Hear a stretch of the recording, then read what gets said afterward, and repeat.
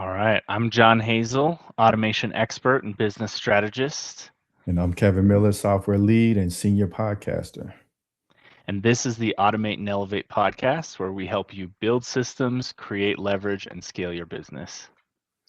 So, on today's episode, we're going to talk about how to get started as an entrepreneur and especially how important it is to have your own thing going in today's turbulent economic climate.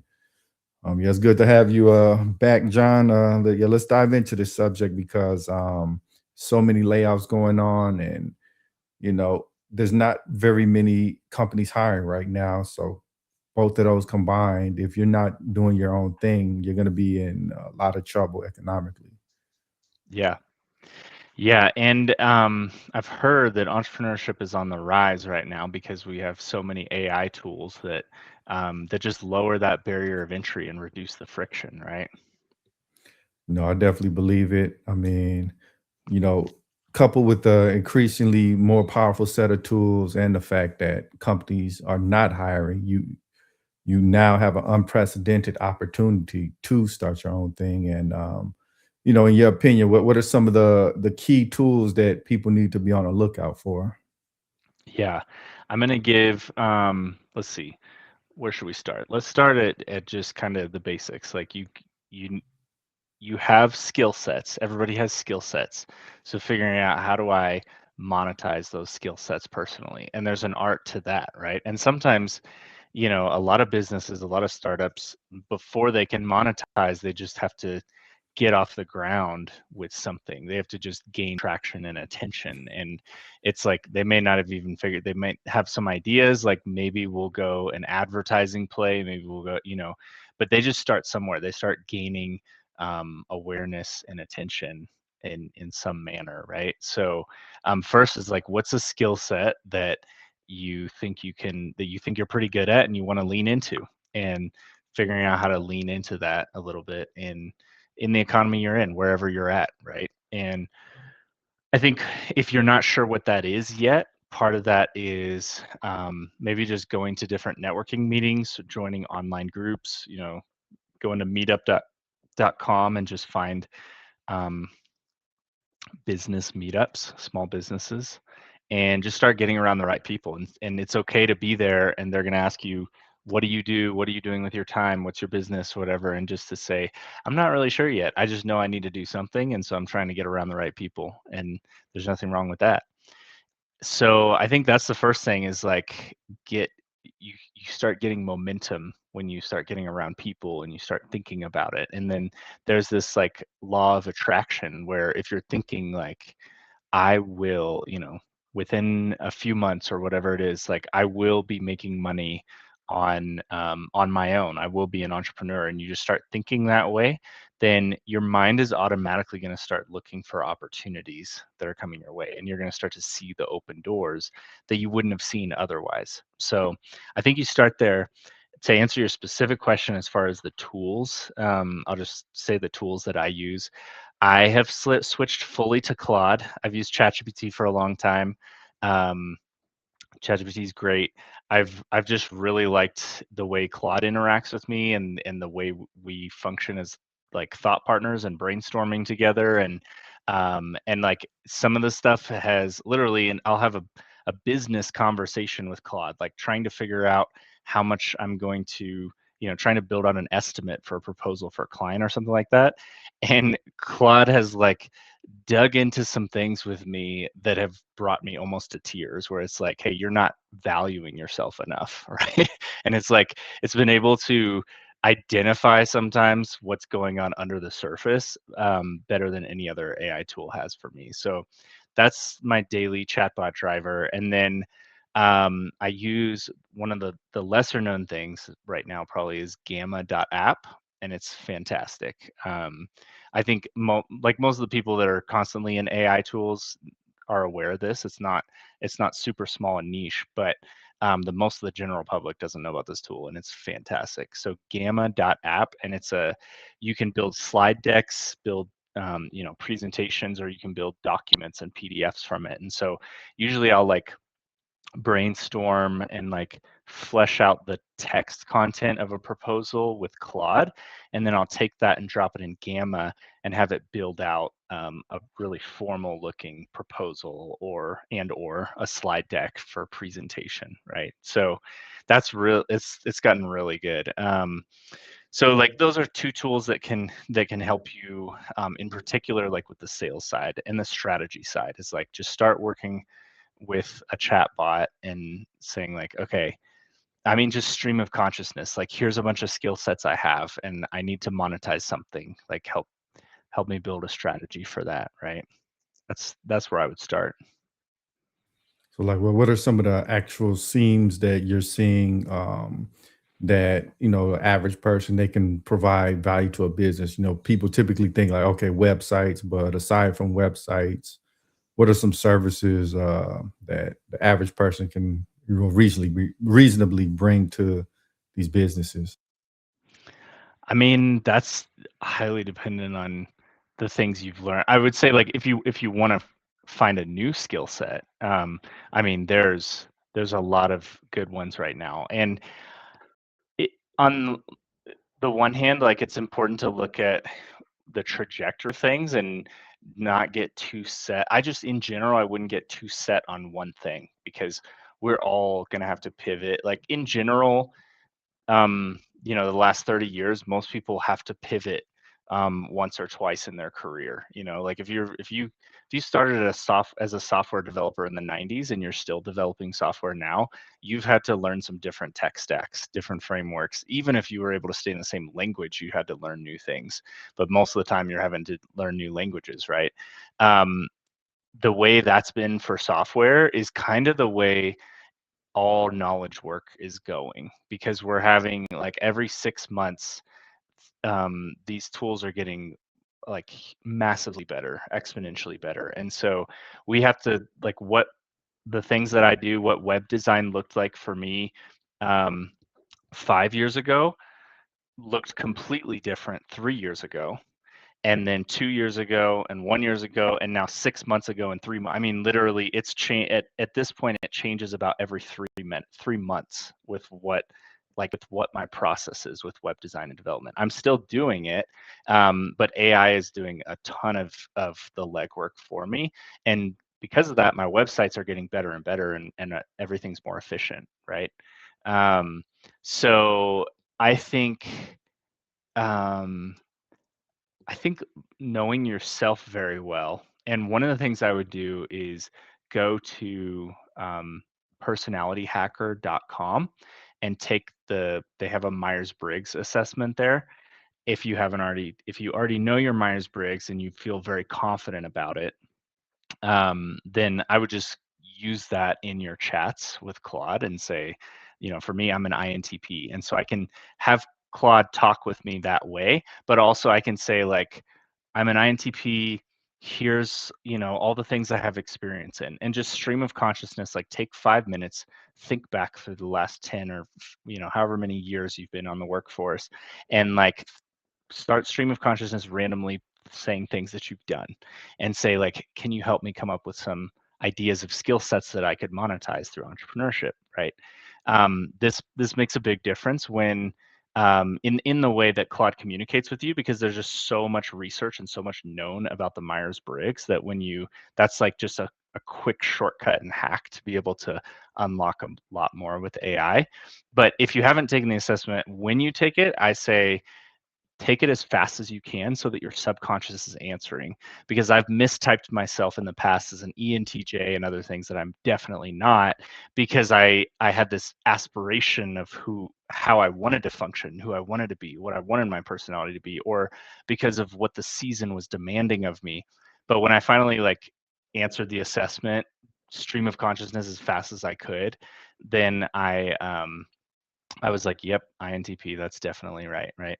And then that's kind of an unlock in general with AI, is when you can provide a small piece of information that actually unlocks a lot of context inside of the response from the AI, because it's been trained thoroughly on that, right? Um, so I think that's how I would brainstorm those things. As far as my specific projections about like what skill sets are really important right now over the next few years, it really is knowing how to use AI and knowing how to prompt very, very well right now. In the future, that's going to matter less, I think, but that's a long ways away before it matters. Like I think we still have 5 or 10 years where prompt engineering still makes a difference. It doesn't make as much of a difference as it did at ChatGPT 3.5 when things were really raw, and prompt engineering actually gave you drastically better results. But it does give you better results now if you're really creative. And so knowing how to use AI tools, like even just knowing that Gamma exists, like I mentioned, but knowing how to bring content to it and build out a slide deck. I mean, I think there's still um, hundreds of thousands of people, maybe millions of people, who would pay you to create a slide deck, and you could just use the Gamma tool to do it, and you just know how to prompt it really well to get good output, right? So I think there's a lot of things in that space, all over the digital marketing space and knowledge workspace, where if you know how to use AI really well in that space, then you're going to be, way above your peers and economically valuable to anybody who wants to engage. So yeah, let's just say that you do have these great skills that you've identified. How do you translate taking that into, getting in front of a business and saying, this skill is worth X amount to you. This skill provides this value to your business. Like you mentioned the slide decks, but just even getting in front of the business to demonstrate your skill. Like, how do you go about that? Yeah, I think starting out, networking is the most effective. And it partially depends on your personality. If you're um, really extroverted, if you tend to already kind of put your whole life on social media, then it's going to be an easy step to start doing just organic social media stuff. But that's probably going to come natural to you if that's the case, right? For me, that is important. And so, but I don't enjoy doing it. And so I'm trying to find these hacks like, okay, getting to just talk with you is fun for me. So let's do a podcast and then put that through Opus Clip. And then we've got shorts and reels that we can publish on social media. And so there's obviously like, you know, there's hundreds of thousands of different ways to do marketing, maybe millions. So you don't have to have a bunch of money and be able to buy a billboard or buy a TV ad. You can start with organic social media. You can start with a small budget of paid ads, although I don't really recommend going with paid social media ads and Google ads until you have about $1,000 a month in budget for that. Um, but you can also get creative if you're a home service, being present on Nextdoor and on different Facebook groups that are local to your area. If you're a plumber or something, if you know if you are a therapist, or you're somewhere in that space of like mental health or coaching or consulting, like going on Reddit and Quora and answering questions and linking back to your website, those things can be really impactful, right? So it kind of depends, but all of it is long-term plays. It's all, you're sowing seeds, and it could take 6 months, 12 months, 24 months to really reap from these things, but you do it consistently because if you're consistent, then you will be rewarded in the long term for those things, right? Yeah, so you mentioned before diving into the world of social media ads, you should have a budget of $1,000. Why that figure? Do you have like more velocity if you're able to pump like X amount versus like under that limit? It's not quite as effective. I mean, there's a lot of factors, and I hate to even put a specific number there, but somewhere between 1,000 and 1,500 is what I've heard seems like the sweet spot where you're getting enough volume of impressions from. An impression just means somebody saw, or I shouldn't even say they saw it. It means that it was on their screen. Your ad was on somebody's screen. Now they could have flicked past it. they could have literally not even given it a nanosecond of attention, and maybe their subconscious absorbed it a little bit, probably not. So a single impression doesn't mean much, but 10,000 impressions means there's probably a chunk of that that actually paid attention and noticed your ad, whether they clicked on it or not. So you're starting to gain brand recognition with some people. Um, and obviously what you want is clicks and conversions. And it just takes a good deal of volume to, um, and of course, like, you need to optimize the ad. You need to make it a great ad and engaging and all that. But no matter how excellent your ad is, it's still going to be a volume game.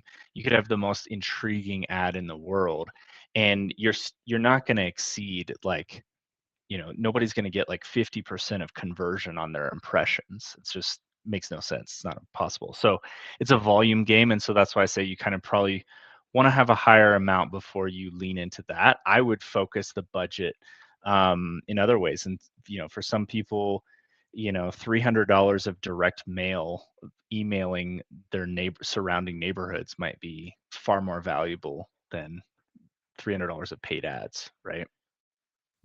So I know nobody can really predict the future. So how important do you deem it to just get out there and just try something out versus like really trying to craft a perfect game plan before you start doing something like reaching out to clients? Yeah, execution is everything. And I'm as an INTP, that means that my driver function is introverted thinking, which is all about accuracy. So one of my greatest weaknesses is paralysis of analysis, is like wanting things to be perfect before they go out in the world.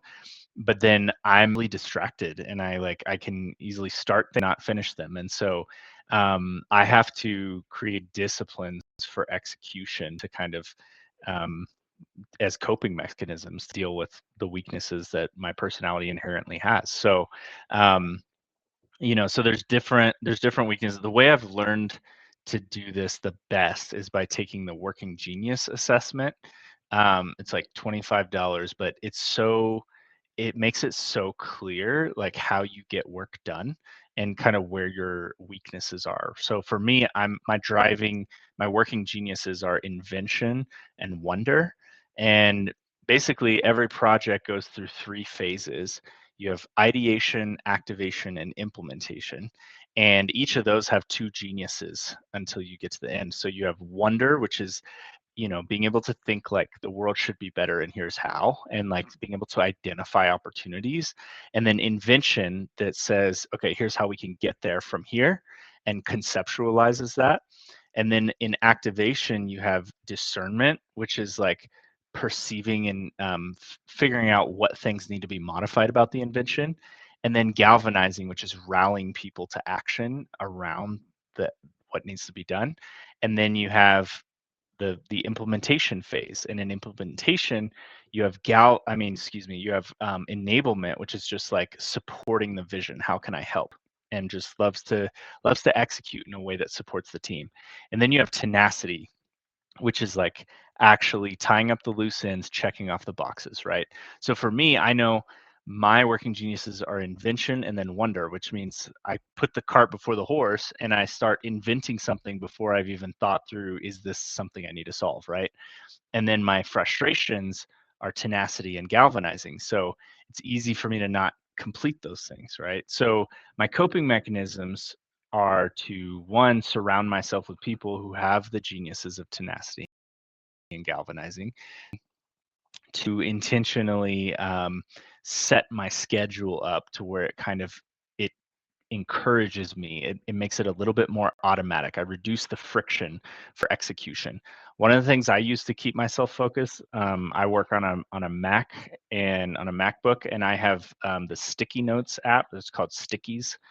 And I literally have like a digital sticky note that is stuck to the front of my monitor, basically, right? And so, like, whether I'm at home or whatever, that sticky note comes up and I see the thing that I should be focusing on. And so I have just one thing visible at a time because I get overwhelmed quickly. So if I have one thing visible at a time, I'm like, okay, this is what I'm working on, right? And then of course I have a list, and I use Asana for project management. So I've got a list of all the things that need to get done, but I usually just have one. I might have like 3 or 5 things in the sticky note, but I have one thing that's visible at a time, and I'll like delete that when I finish it, and I see the next thing. And so it's just like figure out what methods are going to keep you executing and lean into those.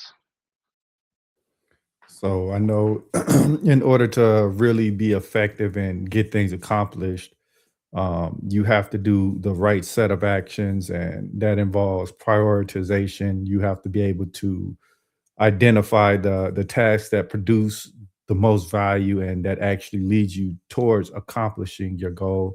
And realistically, there's an endless amount of things we could be doing. So how are you able to identify what are the most important things that you need to do versus low value tasks? Yes, this is one of the biggest traps for people moving from individual contributor to entrepreneur and self-employment. Um, you it's just easy to get into a reactive mode. Um, and some of that is natural. So I I try to set up my email inbox and Slack inbox and everything else to where I'm really receiving important things that I actually need to deal with. And so I unsubscribe relentlessly. I use the app Chuck on my phone. When I get too many emails, if I have hundreds or thousands of emails in my inbox, I use the app Chuck to deal with a bunch of it at once. I use the app Spark to separate emails that come from people versus notifications and newsletters. So every day, I don't necessarily have to deal with all the notifications and newsletters, but I have to zero out all the emails that are coming from people. And if I'm repeatedly getting emails from people that are less important, then I'm going to figure out a way. I might even like create a filter in Gmail that forwards that email to somebody else to just auto delegate certain things, right? Um, so I do that because like maintaining your email inbox is extremely important when you're an entrepreneur, and you might be getting new leads in your email inbox. And I can I can remember a time when I received a new lead in my email inbox, but it was flooded and I missed it, and I found it 6 months later, and I'm like, oh, that was actually a really hot lead that I could have made money off of, but because of my clutter I didn't find it. And just a couple months ago, because I was on top of my email inbox, I received a cold lead in via email, and I was able to follow up on it within hours that same day and be on a meeting with them the next day, and I closed the contract a few days later. So it's really, really important, right? And that's like just noise management. Like we have to manage our notifications and make sure that we're only seeing the really important stuff.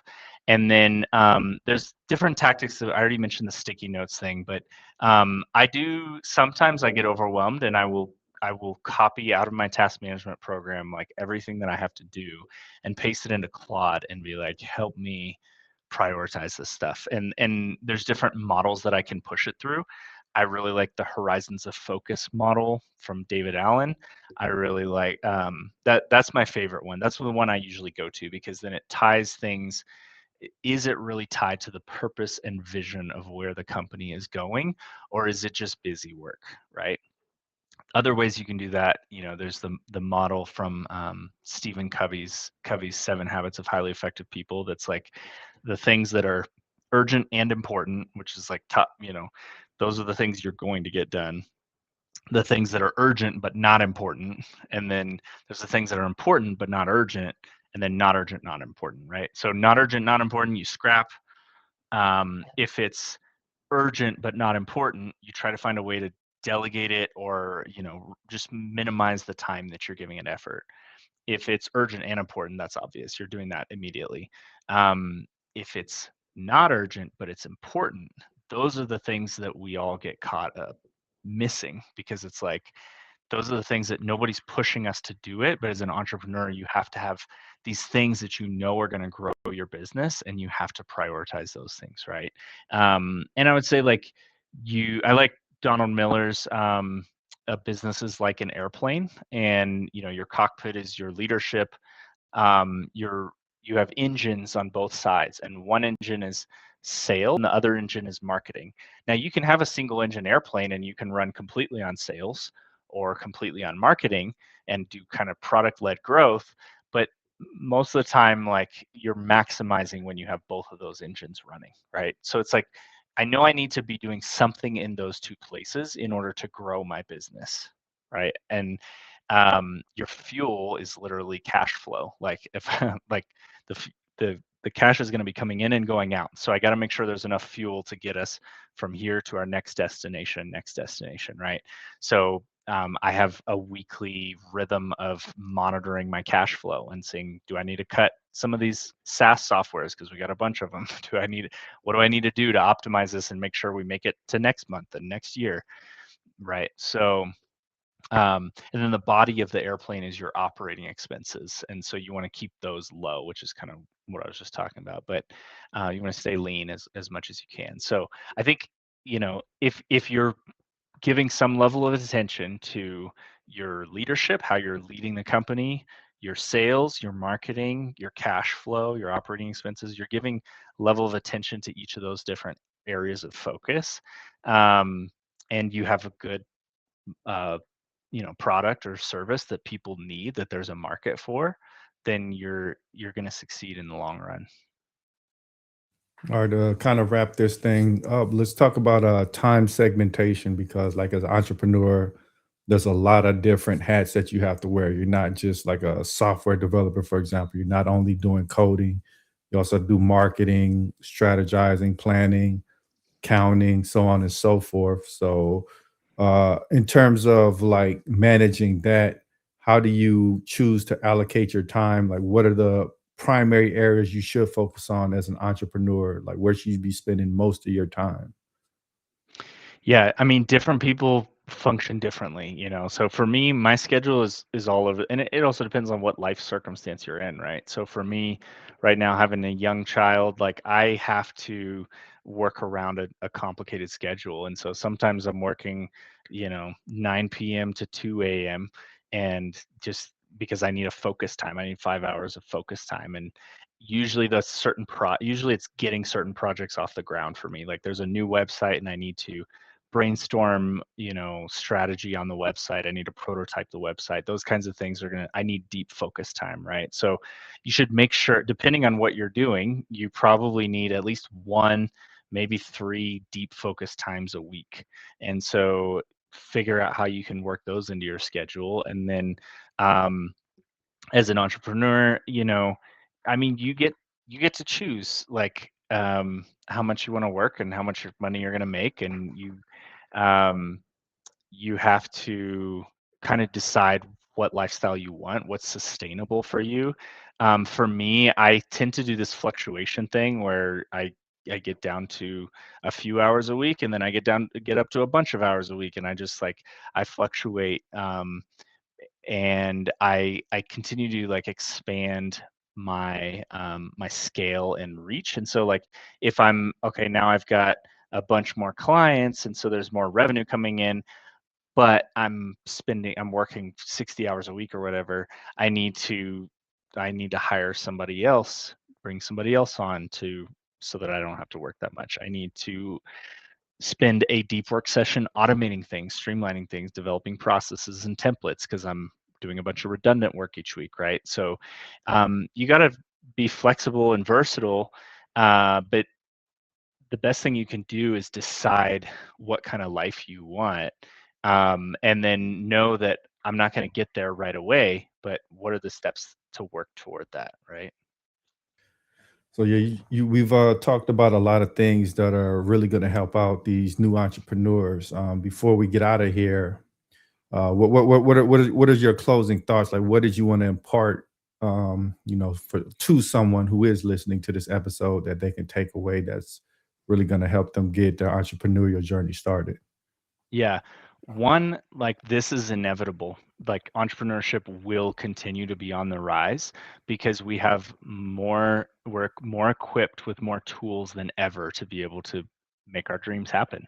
And so there's going to be more entrepreneurs out of ambition, but also out of necessity with the layoffs coming. And so just do not be surprised, like this is happening one way or another. And two, you can do it. You just gotta you gotta start somewhere. You gotta execute. You gotta jump in. And I believe in you. Like if you're hungry for it, if you've got an economically valuable skill set, which basically any kind of skill is at this point, there's so many niches out there. There's so many people that want so many different things. There is a market for you. And you can figure it out now. It's easier than ever. There's less friction. It's still hard work. You still got to put in the effort and the work, but there's less friction and less barriers. And so just be encouraged, be hopeful, and dive in.